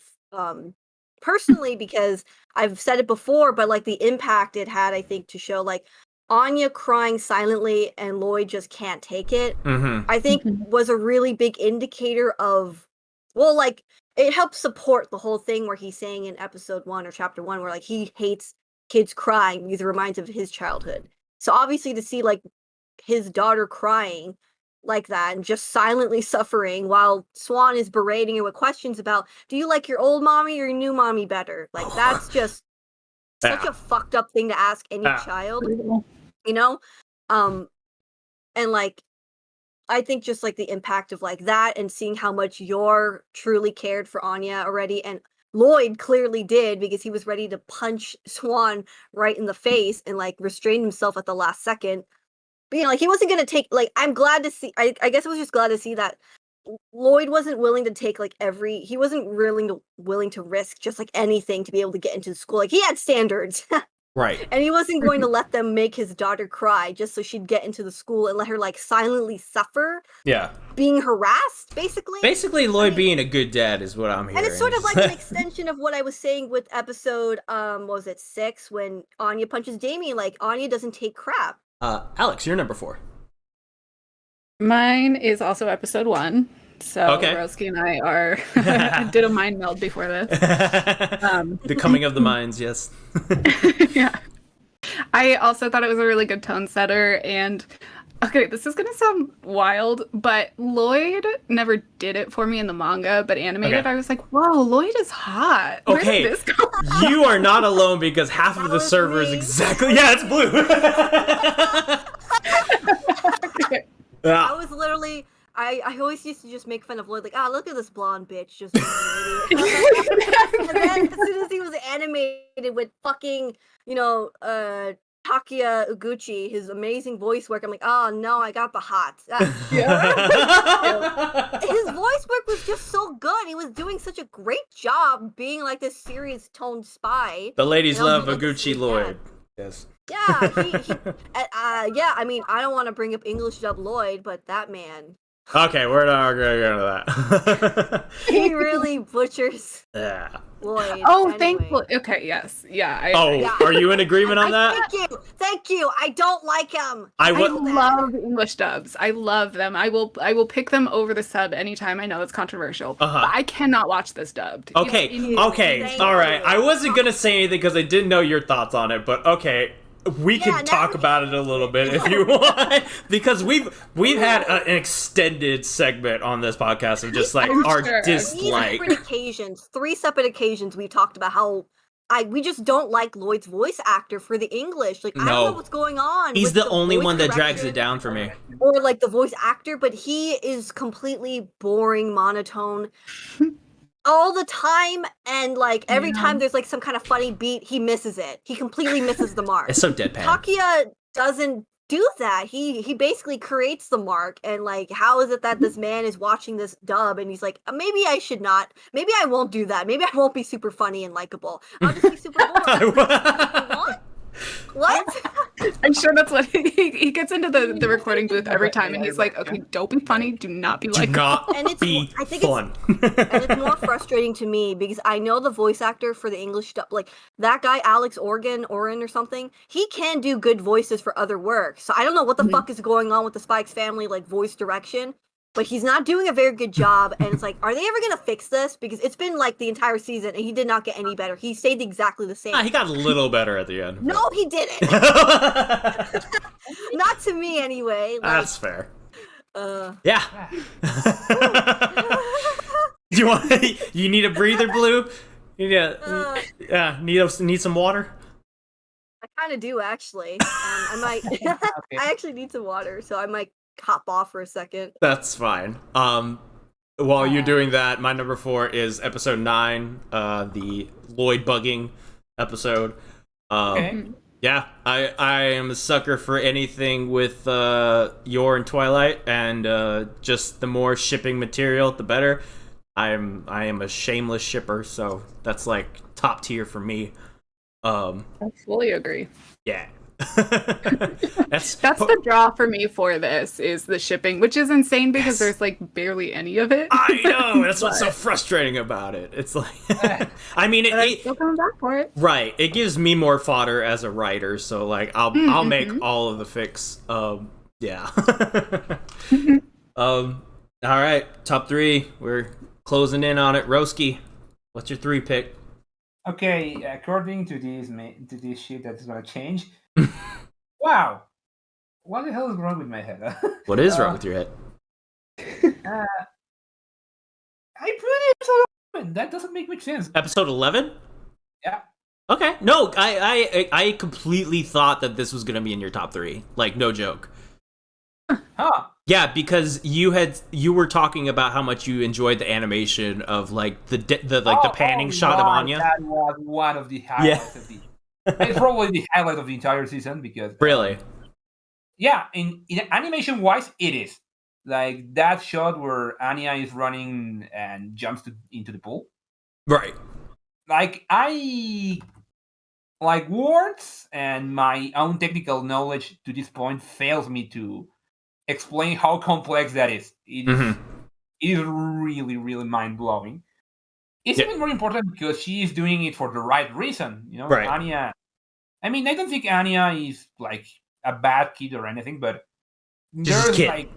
But here, there's not even a thought about the Stellas. She's doing it just because she wants to help this kid. Yeah. But she cannot do it alone because she doesn't know how to swim, so... Yeah. Kind of important when you're trying to say something. It drives the fact that she is doing something heroic, but she's also doing something really fucking dangerous. Yeah. It definitely establishes her as the heroine of the story, even though Lloyd is the focus most of the time, but like really Anya is the main character at the end of the day. Like she's the one on all of the merch and all of that. Like she's not just a mascot, she's also a good-hearted person who tries her best. And I think that's, you know, what you're saying is like this whole moment for her was like, one, it was really big for the series, and 2, it was big for her as a character. So like I completely understand why this is your 3rd. Blue, have you returned to us? Yes, I have returned. Okay. What is your number 3 pick? Okay, my number 3 pick is episode 10, the dodgeball episode. Okay. Yeah, interesting. I fucking love that episode for all of the crazy shit the kids get into with their imaginations running wild. You know, like I just think it's so funny. It's just so ridiculous. Like, yeah, they're like think they're climbing up a giant cliff or throwing shadow balls at each other. Dodgeball. Yeah. And of course, like Anya trying her best. Like, you know, obviously the scene with her getting ready to do that killer shot is amazing. And just the delivery of that, yeah, like it was perfectly silly, funny, imaginative, like just kids being kids, right? Dummies. Yeah, and I loved everything about it. Like, come on, how could you forget Billy and his? Oh, can't forget Billy. Like, Daddy. I was gonna say, his delivery of Daddy is so funny. Daddy. That's like the most memeable thing I saw. That oh my god. And like that's completely anime only, but it was so perfect that they gave this man a super deep voice actor. Not a man, like, a 6-year-old boy. 6-year-old boy with a man's voice. Oh yeah, deeper than mine. Jesus. Yeah, Jesus Christ, but.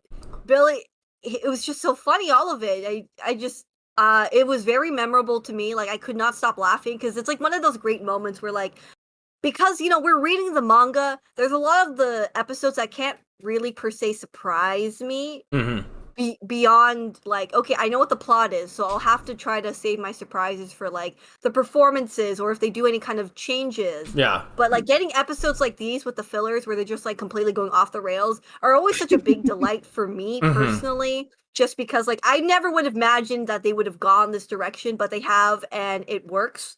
Speaking of, Alex, you're number 3. Yeah. My number 3 is episode 8.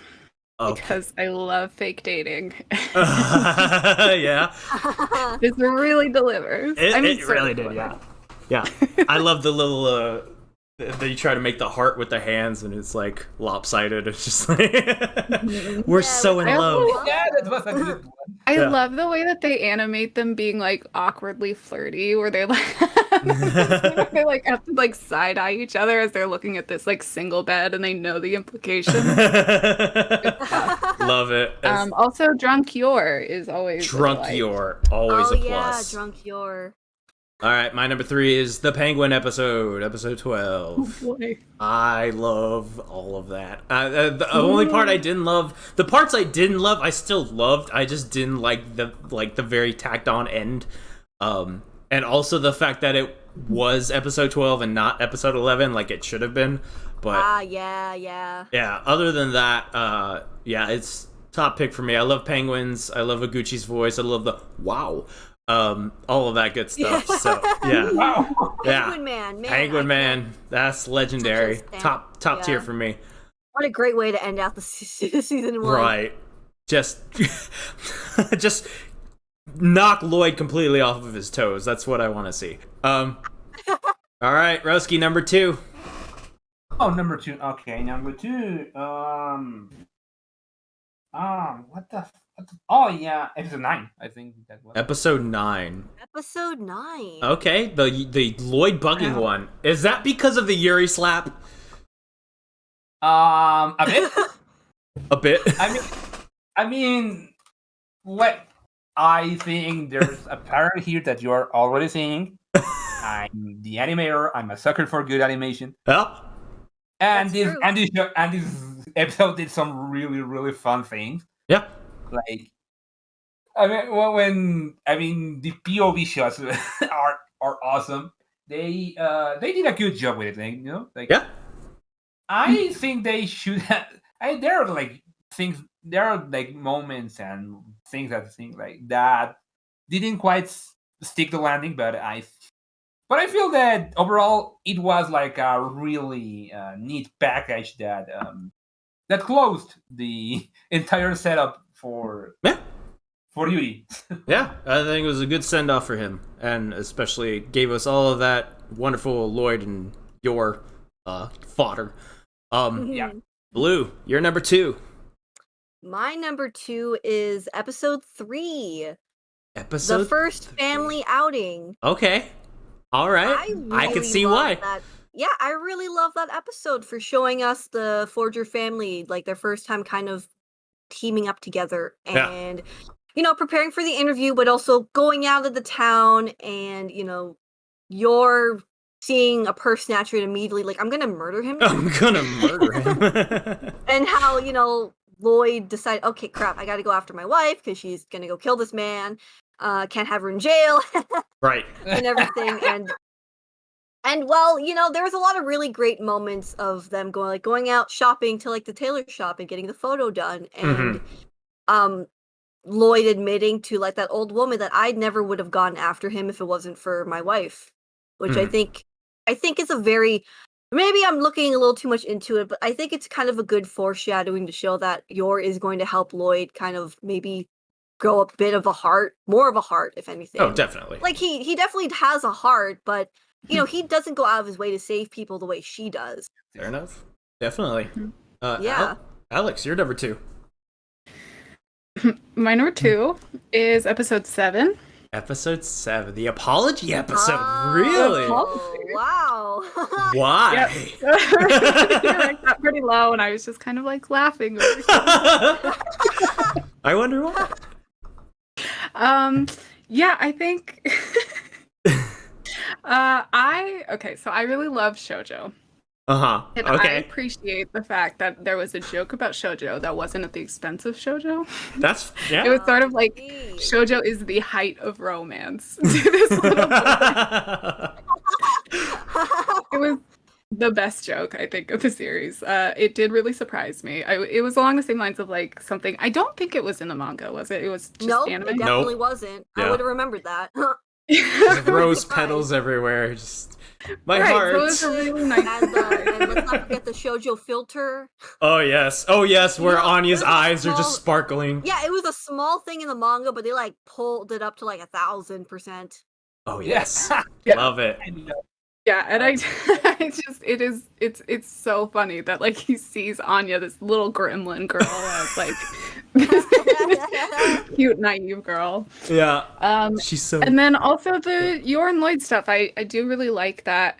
It is kind of weird.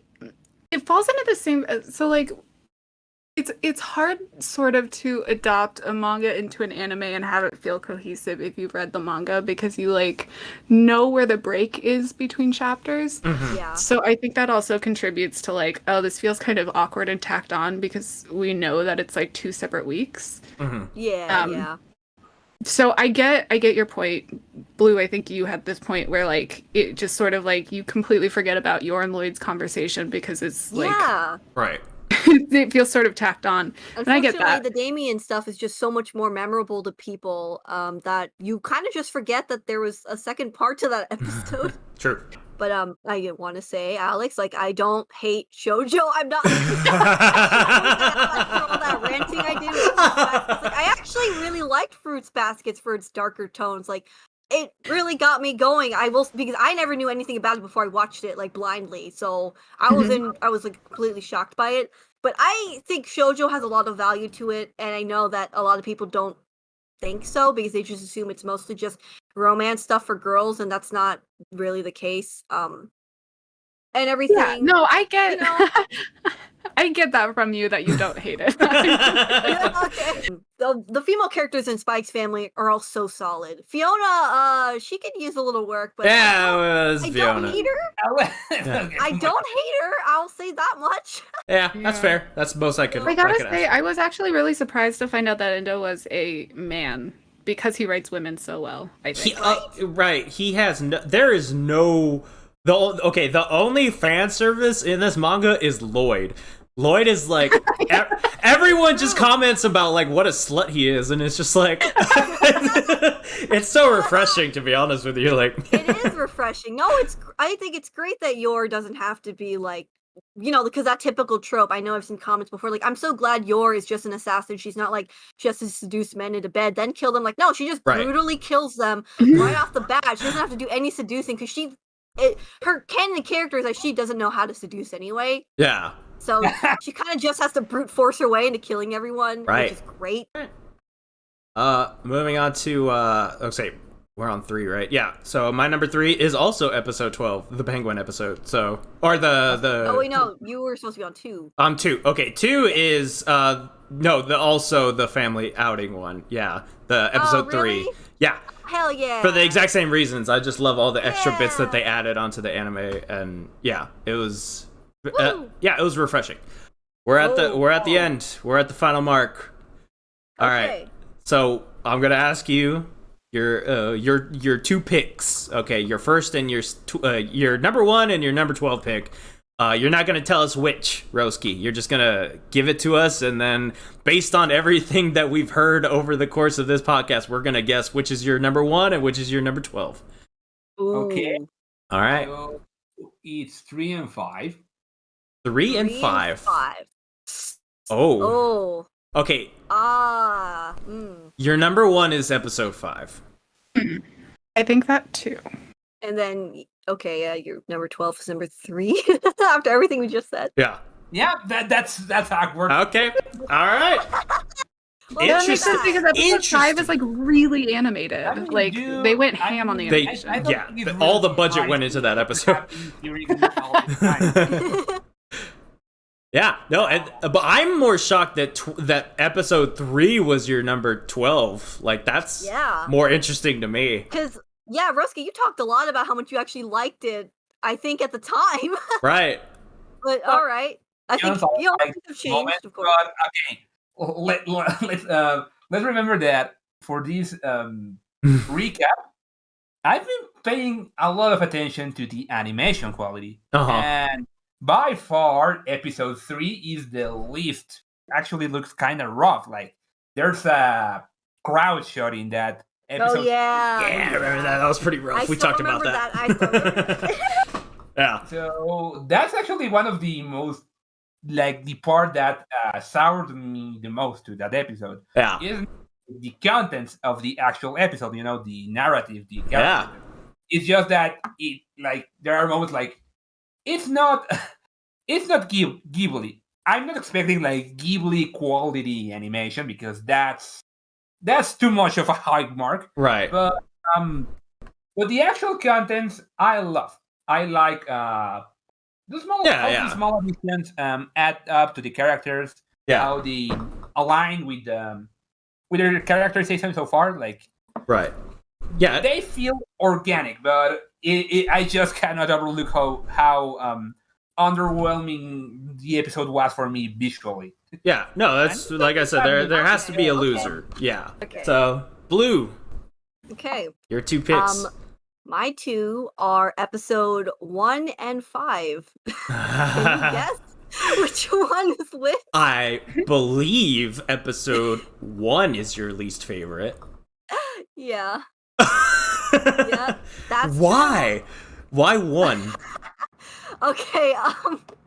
Well, like we've said, we had to pick a loser, didn't we? And Okay, based on everything we've ranked, episode 1 ended up being the loser of Really? my ranking. Yeah. Interesting. You know, I like I've said before, because we've read this manga already for 2 years now. Right. I think the impact of the introduction, where kind of that surprise of oh, Lloyd's got to start a family and shit, that loses its that already kind of loses its element on me. Yeah. And the biggest disappointment for me with that episode has to be the action scenes and how Lloyd didn't feel as intense for me. Yeah. Rereading the volume 1, chapter 1 now reminded me of how much I was disappointed by that. And still am now, even though it's been all this time and I've gotten used to all the other episodes, and I understand that there are differences and just production quality and just interpretations of adapting this whole thing. I am still disappointed with the way episode 1 was handled because of it. Just especially knowing, because since big surprise, episode 5 is my number 1 pick. I fucking love that episode for a million different reasons, but I think the biggest one has to be the action was so good. Right. You're kicking Lloyd's ass. Hell yeah. You felt that. Yeah. Episode. Why is that was so great, and yet they somehow kind of flubbed it with this. Budget. In my opinion. Budget. Probably money. Yeah. But it's not just the action with episode 5. It's just again, surprised by the fact that they were able to take such a simple one-off chapter that I never cared about before and made it one of the best episodes I think I've ever seen. Okay. It says a lot to me personally, because I never would have expected it. I thought, okay, they'll do that little thing as a joke and then we'll move on with the rest of the episode. But no, they dedicated an entire episode to how crazy it is that they're going to a Bondman themed castle. Lloyd is flying them in a plane. Yeah. And oh yeah, he's getting dressed up as Bondman, going to go rescue Anya. Yor is drunk off her mind. It's just so over the top. That's why episode 5 is my favorite, and episode 1 kind of was not. It was just disappointment after disappointment. Okay, that's. Oh yeah. Yeah. Which is why it was such a shock when Alex was episode 5. I didn't want to say anything. I knew it was gonna happen. I knew number 5 was gonna be your top pick. That's why I just laughed my ass off. Speaking of Alex, what are your picks? Oh, I loved listening to that. I get it. So, listening to you passionately defend it, I was okay, maybe I should revisit. You sold her. Okay, so mine are between episode 2 and episode 11. 2 and 11. Okay. Oh. Okay, I'm gonna say. All right, Roski, Blue, you guys guess first. Okay.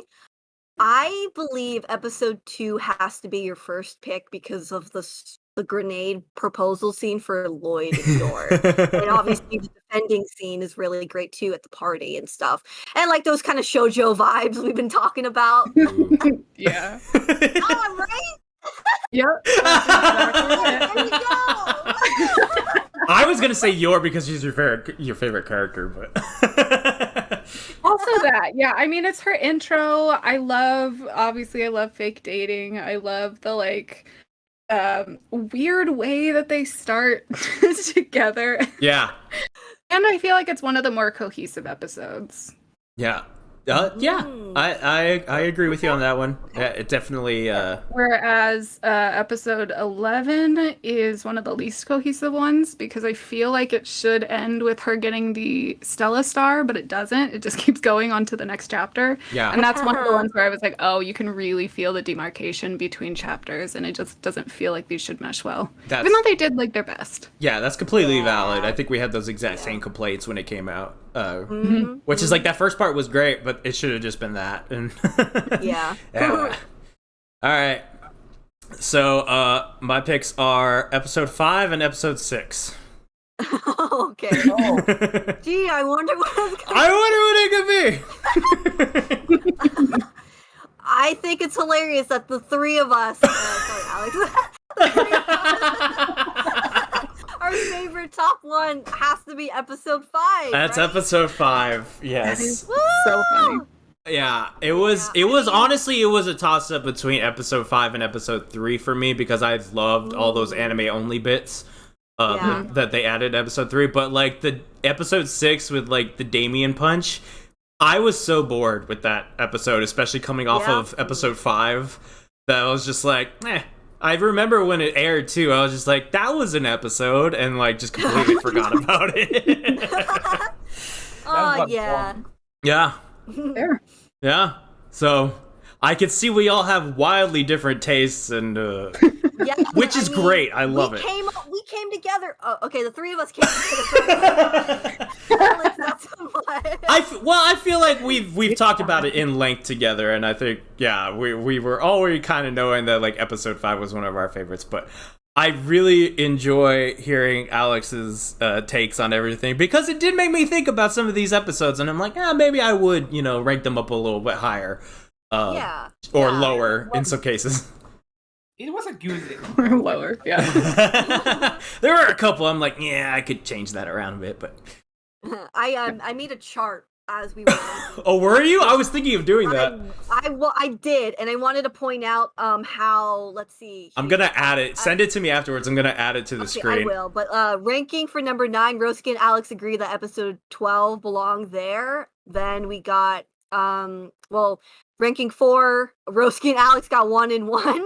Yeah. And then me and Crow got 3 for ranking 12. And everything else is different. So we got 5. Nice. All right. And then 1 lonely 2. I think that pretty good spread on that. I mean, we're all clearly we're different people, and that's totally cool because then we can all talk about this is why this maybe works out better than other. Why these belong higher or lower on the list, and we can talk about it. And I wouldn't say any of us disagree or agree with everything, but you respect the choices.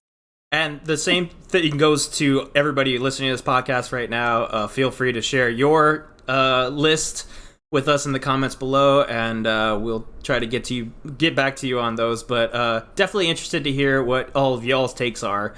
Especially because all of our opinions were wildly different on this podcast, so it's very interesting to see that from the community. But yeah, I mean, this was a wonderful episode. I'm so glad that you decided to join us, Alex. So much fun. Thank you for letting me do this. Of course, we'd love to have you back again. Preferably, when there's a chapter to talk about, we can all gush about it together. Mm-hmm. Yeah, that'd be great. And if you guys ever decide to read Yona, we are like 120 chapters into it. But if you feel like reading 100 chapters, I'm definitely going to get into it again. Like I said, I watched like the first 10 episodes of the anime, and then I just dropped it for whatever reason. But I'm definitely, dude, I have to tell you that's where it gets pretty low. Yeah. It only gets better from there. My least favorite episode is episode 20, I think, and then everything else is phenomenal. So I get where you're coming from, but if you push through it, I promise it gets better. Oh, I definitely will. Right. Yeah, maybe we can. Well, please come back on. I can't be the only girl on this podcast. We keep you on your toes, Blue. But yes, definitely, we'd love to have you back. And if you ever are looking for another fresh new face to read Yona of the Dawn, I'm sure one of us would love to hop over to your podcast. So definitely, yeah. But yeah, in the meantime, I guess we'll go ahead and call it for this episode. That was the Volume 1 review. That was our takes for the episode ranking. And like I said, go ahead and share all your opinions down below, and we'll try to get to it. Also, check out the Yona Podcast. I'll have the link down in the description. Definitely check them out. When do y'all usually do your episodes? Is it like weekly? Is it bi-weekly? It is weekly for now. We're going to switch to bi-weekly here in a month or two. Okay. But yeah, every Monday. Every Monday. Okay. Okay. All right. Cool. So look forward to that. If we're not doing an episode, hop over to the Yona Podcast and listen. Yeah, give them a check out. Yeah, give them a check out. Oh yeah. Thank y'all for listening. Thank y'all for watching. And we'll see you all again soon. Bye. Bye, guys. What was the only one that said that? I don't know. Roski, are you there? Roski. What? Okay, that's fair.